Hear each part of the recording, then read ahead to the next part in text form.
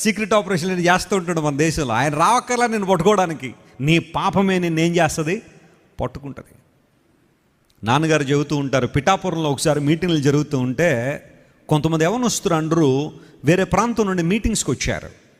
3 రోజులు మీటింగ్స్ అయిపోయిన తర్వాత వాళ్ళు మరలా తమ ప్రాంతానికి వెళ్ళిపోవడానికి ట్రైన్ ఎక్కి కూర్చున్నారు.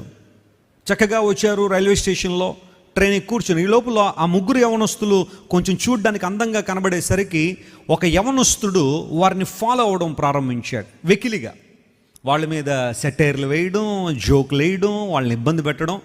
వీళ్ళు 3 కూడా తమకేమీ పట్టదన్నట్టుగానే పోన్లే ఎందుకులే అని చెప్పి వాళ్ళు తమ ఉద్దేశాలు దేవుని చేతుల్లో పెట్టి ప్రభువా అని ప్రార్థన చేసుకుంటూ వారు ఆ ట్రైన్లో కూర్చున్నారు. ట్రైన్ ఎక్కాడు. ఎక్కిన దగ్గర నుండి వాళ్ళని చూసి జోకులు వేయడం, గట్టిగా నవ్వడం, అపహాసించడం, రకరకాల పనులన్నీ చేస్తున్నారు.